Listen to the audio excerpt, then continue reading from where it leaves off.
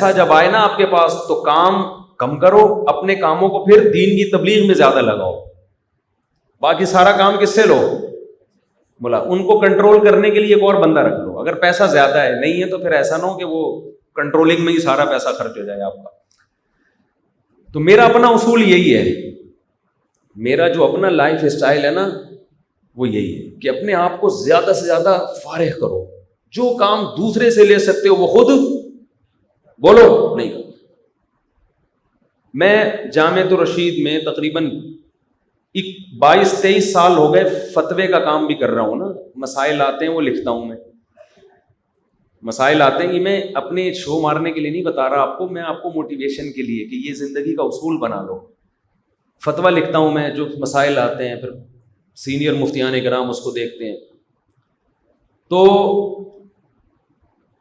اب میں کیا کرتا ہوں کہ بھائی میں فتویٰ لکھ رہا ہوں، کمپوز کر رہا ہوں، ٹھیک ہے نا، پھر اس پہ حدیث تلاش کرنی ہے، وہ لگانی ہے، پھر اس قرآن کی آیت تو دلائل لکھتے ہیں، پھر فقہ کی عبارتیں، ایسے پورا فتویٰ ہوتا ہے کمپلیٹ۔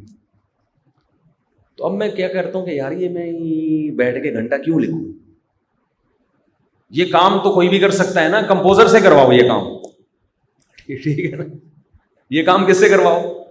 تو میرا اب ٹائم کم خرچ ہو رہا ہے، آؤٹ پٹ زیادہ ہے۔ تو آپ کے اگر کچھ بھی مالی حیثیت آپ کی اللہ نے اس میں کچھ برکت دی ہے تو اس پیسوں کو سب سے زیادہ ٹائم بچانے میں استعمال کرو، پھر بچا کے اس ٹائم کو اس کام میں لگاؤ جو دوسرے نہیں کر سکتے۔ یہ کام تو کمپوزر بھی کر لے گا نا۔ ارے حضرت مولانا شبیر احمد عثمانی رحمۃ اللہ علیہ فرماتے تھے ایک عالم دین اگر سبیل لگا کے بیٹھ جائے لوگوں کو پانی پلانے کے لیے کہ پیاسوں کو میں کیا پلاؤں گا؟ پانی، تو وہ گنہگار ہوگا۔ وجہ اس کی ہے کہ یہ کام کوئی بھی کر سکتا ہے، تمہیں جو اللہ نے علم دیا ہے اس علم کو علمی صلاحیتوں میں لگاؤ۔ اس کام کے لیے آپ کسی اور کو بٹھا دو کہ بھائی مٹکوں سے پانی پلائے کرے لوگوں کو، یا لوگوں کو ترغیب دو۔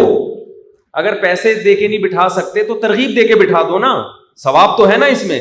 آپ کیا کرو، آپ جو کام دیکھو، ایک ڈاکٹر کے حق میں لوگوں کو یہ بات سمجھ میں آتی ہے، عالم کے حق میں سمجھ میں نہیں آتی۔ ایک ڈاکٹر کلینک بند کر کے اے او کلینک کا کوئی ہڈیوں کا اسپیشلسٹ ہو جس کا کام ہے ہڈی جوڑنا، اس سے بڑا ایکسپرٹ کوئی نہیں ہو، وہ کیا کرے؟ سبیلے لگا کے بیٹھ جائے، لوگ کہیں گے بے وہاں ہڈی ٹوٹے ہوئے لوگ پڑے ہوئے، بھائی یہ تو ان کو جا کے جوڑ دے، یہ پانی میں پلا دوں گا۔ کیونکہ میں جب بھی یہ بیان کرتا ہوں نا کہ عالم کا کام نہیں ہے سبیلوں سے پانی پلانا، تو لوگ کہتے ہیں ہاں دیکھو یہ مولوی لوگ خود گھنے بنے ہوئے ہیں، دوسروں کو کہتے ہیں پانی پلاؤ۔ بھائی آپ کے پاس علم ہے تو آپ اس سے اونچا کام کرو نا۔ تو اسی طرح کاروباری لوگوں کو بھی میں کہتا ہوں تمہارے پاس اگر کوئی قابلیت ہے تو تم جو کام ملازمین سے لے سکتے ہو وہ خود کیوں پان کی دکان میں بیٹھے ہوئے ہو؟ سمجھ رہے ہو؟ لیکن کنجوسی، پیسہ کہیں بھی خرچ نہ ہو، یہ کنجوسی ہے۔ اس پیسہ خرچ کرنے کا فائدہ ہوتا ہے درجنوں لوگوں کو آپ کی وجہ سے ملازمت مل جاتی ہے، ان کا بھی بیچاروں کا پیٹ بھرتا ہے۔ میں ایک بڑے جنرل اسٹور گیا شاپنگ کے لیے فرسٹ ٹائم 4-5 سال پہلے، 3 گھر تھے نا، تو کسی نے کہا کہ آپ جو محلے کی راشن سے دکان لیتے ہو، دکان سے راشن لیتے ہو، تو آپ جاؤ بڑے اسٹور پہ، ہول سیل کے حساب سے ملے گا، آپ کی اتنی بچت ہوگی اور پورے مہینے کا راشن آ جائے گا ایک ہی دفعہ، بچت بھی دبا کے ہوگی۔ سمجھ رہے ہیں؟ میں چلا گیا، میں نے کہا چلو یار، لوگ ساری دنیا ہی مجھے پاگل کہہ رہی ہے کہ مفتی صاحب 3 گھروں کا راشن ایک چھوٹی سی دکان سے آ رہا ہے تو اس کی ریٹ بھی زیادہ ہے اور ٹینشن بھی زیادہ ہے، تو کیوں نہ آپ پیسہ بچاؤ بھائی، کیا خیال ہے؟ بڑے اسٹور سے لو۔ آپ دیکھا ہوگا بڑے بڑے اسٹوروں پہ کتنا رش ہوتا ہے، ہم بھی نکل لیے 2 تاریخ یا 3 تاریخ کو، ایک دوست کو لیا، ہم نے کہا چلو بھائی، اب ہم وہ ٹرالی لے کے گھوم رہے ہیں، اور بھائی یہ والا شیمپو کہاں ہے؟ وہ ادھر رکھا ہوا ہے، وہاں جا رہے ہیں شیمپو لینے کے لیے، یوں کر کے دیکھ رہے ہیں کون سا والا شیمپو گھر والوں نے لکھا ہوا ہے، چل بھائی یہ شیمپو بھی ہے، وہ بندے سے پوچھنا پڑتا ہے نا، پہلے تو بندہ ہی کون ہے پہلے تو وہ تلاش کرو، کس سے پوچھیں؟ تو وہ وہاں رکھا ہوا ہے، ادھر جا کے وہاں سے ادھر جا کے 1.5 گھنٹہ ہمارا برباد ہو گیا۔ پھر ہم عجیب سے نا 1.5-2 گھنٹے تو گئے تیل لینے. اس کے بعد ہم نکلے, وہ گرم مسالہ وہاں سے لینا ہے, تو چٹنی مسالہ وہاں سے لینا ہے, تو زیرہ وہاں سے لینا ہے, تو فلانا. بھائی وہ پاگل ہو کے میں نکلا نا وہاں سے. اس کے بعد میں نے اس بندے کے ذمے لگایا کہ یار کیلکولیشن کر بچت کتنی ہوئی ہے, 3 گھروں کا سودا لیا ہے, تو ذرا کالو کیلیشن کر کے کیلکولیشن, اور کالو کیلیٹر کو پتہ ہی ہوگا, ذرا بتا یار. تو پتہ نہیں کتنی بچت ہوتی تھی, 1000 روپے کی, 1500 کی, 2000 کی. میں نے کہا یار یہ بیچارہ غریب جو دکان کھول کے بیٹھا ہوا ہے, چھوٹا سا کھوکھا, یہ اس کا حق نہیں ہے کہ 1000 اس کو دے دو؟ کیا خیال ہے؟ نہیں ہے یہ بات میرا خیال ہے. میں نے کہا یہ اس بیچارہ یہ کہ پاگل ہے یہ کہ چوری کرے گا, یہ ڈاکے ڈالے گا. سارے ان بڑے بڑے اسٹوروں میں گھسیں گے, اور یہ جو بڑے بڑے اسٹورز ہوتے ہیں ان کی کون سی اپنی حق حلال کی کمائی ہوتی ہے باپ دادا سے؟ یہ تو بینکوں سے کروڑوں روپے قرضہ لے کے سود پہ انہوں نے بڑے بڑے اسٹور کھولے ہوئے ہوتے ہیں. جو محلے میں بیٹھا ہوا ہے نا دکان کھول کے, اس نے خون پسینہ اس کے باپ دادا سے جو وراثت ملی اور اپنا خون پسینہ مل کے آج اس نے ایک چھوٹا سا جنرل اسٹور بنایا ہوتا ہے. اس کو بینک تو قرضہ دے گا ہی نہیں کہ تیرے پاس ہے کیا. اور بڑے بڑے اسٹورز کیا کرتے ہیں, اربوں روپے کروڑوں روپے کا سود پہ قرضہ لیا, حرام قرضہ, بڑے بڑے اسٹور بنا لیے. یہ پیسے کی تقسیم یہ نیچرل نہیں ہے. تبھی تو مالدار مالدار سے مالدار اور غریب غریب سے غریب تر ہوتا ہے, اسی سودی نظام کی وجہ سے. حلال حرام کی بات نہیں ہے, بڑے بڑے اسٹور سے آپ شاپنگ کر سکتے ہیں, لیکن ہماری غیرت, میری تو کم از کم نہیں برداشت کرتی کہ یار وہ 1000 آدمی محلے کے اس دکاندار کو پکڑا دے. تو ہمیں تو اتنی آسانی ہے, ہم تو نہ جا کے شیمپو تلاش کر رہے ہوتے ہیں دکان پہ, جنرل اسٹور والے کے بولتے ہیں بھائی یہ پرچی ہے سودے کی. میرا وصول یہی ہے, 3 گھروں کی پرچیاں بھجوا دیتا ہوں, بلکہ اب تو واٹس ایپ کر دیتا ہوں دکان والے کو.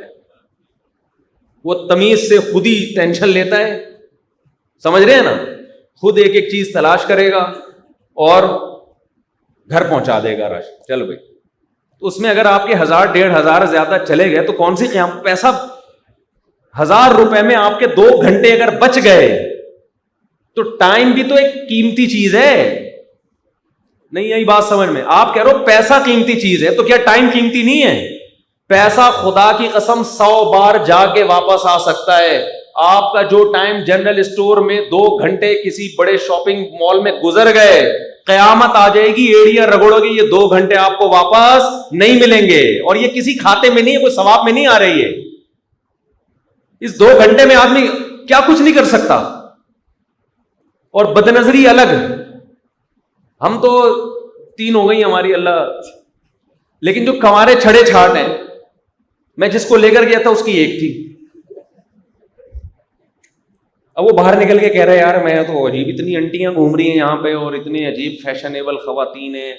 میں نے کہا تم ہی لے کر آئے ہو ہمیں, ہمارا تو کوئی موڈ. اور ٹینشن میں وہ بیچارہ دیندار تھا, تو دیندار ہی کو ٹینشن ہوتی ہے نا, دنیا دار آدمی کو کیا ٹینشن ہو گا. وہ چلو کہہ رہا 2000 میں کوئی اتنا گھٹیا سو, اگر 2000 بھی بچ گئے, 2000 بھی بچ گئے اور ناشتہ بھی ہو گیا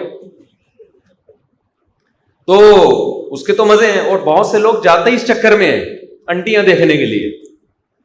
وہ کہتے ہیں شیمپو کون خریدنے جا رہا ہے, شیمپو کون خریدنے جا رہا ہے, رونقیں لگی ہوئی ہے. خیر وہ زیادہ میں ان چیزوں میں نہیں جاتا. تو بدنظری کا گناہ الگ ہو رہا ہے. حدیث میں آتا ہے بدترین جگہیں بازار ہیں اور بہترین جگہیں مسجدیں ہیں. بازار میں جا کے انسان کی روحانی کیفیت ختم ہوتی ہے, سکون برباد ہوتا ہے, دنیا کی محبت پیدا ہوتی ہے. بازار جائیں ضرورت کے لیے, اس سے انسان کی روحانی کیفیت ختم ہوتی ہے, دنیا کی محبت پیدا ہوتی ہے. جب آپ مارکیٹوں میں جاؤ گے آپ دیکھو کہ دولت پیسہ اور لوگ خرید, جو مالدار لوگ ہیں وہ کیا کیا خرید, غریب آدمی تو وہاں کہے کہ یار میری بیگم نے مسور کی دال لکھی ہوئی ہے اور یہ دیکھو کیا کیا لے کے جا رہا ہے یہاں پہ. دنیا کی محبت. تبھی جب بڑے بڑے شاپنگ مالز میں جایا کرو تو واپسی پہ قبرستان کا چکر لگاتے ہوئے آیا کرو. تھوڑا سا وہاں سے ٹن مارا. یہ ہمارے یہاں تو اللہ کا شکر ہے جتنے بھی شاپنگ مال ہیں بیچ میں قبرستان سب کے پڑتے ہیں الحمدللہ. ادھر جاؤ ادھر قبرستان, ادھر جاؤ ادھر قبرستان. تو واپسی پہ قبرستان دیکھا کرو کہ یہ بھی بڑے بڑے جنرل اسٹور سے شاپنگ کیا, بلکہ بہت سو کے تو اپنے اسٹورز تھے. ایسا لیٹے ہیں نا قبر میں جا کے کہ پاکستان کی پولیس بھی ان کو نہیں اٹھا سکی. نہ پولیس تو ہر ایک اچھے اچھوں کو اٹھا دیتی ہے. تو میں کوئی فتویٰ نہیں دے رہا کہ آپ جنرل اسٹور بڑے بڑے اسٹور سے شاپنگ کو حرام نہیں کہہ رہا, جائز ہے, کوئی گناہ نہیں ہے. اگر آپ 1000 روپے بچا لو مجھے کوئی تکلیف نہیں ہے, لیکن میں مشورہ یہ دے رہا ہوں کہ ٹائم بچانے کو زیادہ فوکس کرو. ہمارے شیخ حضرت مفتی رشید احمد صاحب رحمہ اللہ کے پاس ایک جھگڑا آیا 2 آدمیوں کا, کچھ چند ہزار کا جھگڑا تھا نا. حضرت کو انہوں نے بنا دیا ثالث کہ آپ فیصلہ کریں. اب حضرت نے جب ان کا دیکھا تو حضرت کو لگا اس میں ٹائم بہت لگے گا, اور حضرت درمیان میں ثالث بن بھی چکے تھے. تو جس نے دعویٰ کیا تھا نا اس نے میرے اتنے 1000 دینے, حضرت نے کہا تو یہ مجھ سے لے لے, میری بھی جان چھوڑ دے اور اس کی بھی جان چھوڑ دے. سمجھ رہے؟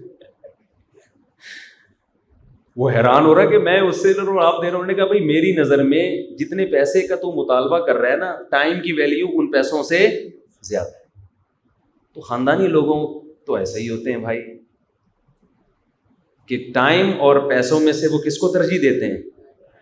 وہ ٹائم کو. ہاں اتنا پیسہ لگ رہا ہے ٹائم کہ آپ کو پھر بعد میں سارا ٹائم پیسہ کمانے میں لگ رہا ہے, وہ تو اتنا نہیں ہو جتنا افورڈ کر سکتا ہے یار.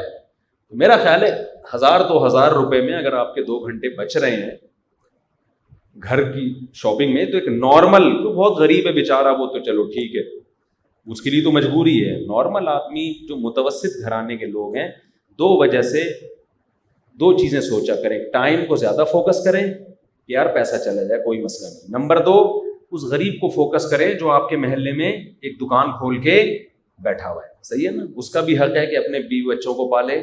اس نے بینکوں سے قرضے لے کے دکان نہیں کھولی ہے, اس کے ابا کی وراثت میں اس کو ایک دکان ملی تھی بیچارے کو, ٹھیک ہے نا, پھر محنت کر کے اس نے بڑھایا اس کو. تو وہ اس کا جو دولت کی تقسیم ہے وہ نیچرل طریقے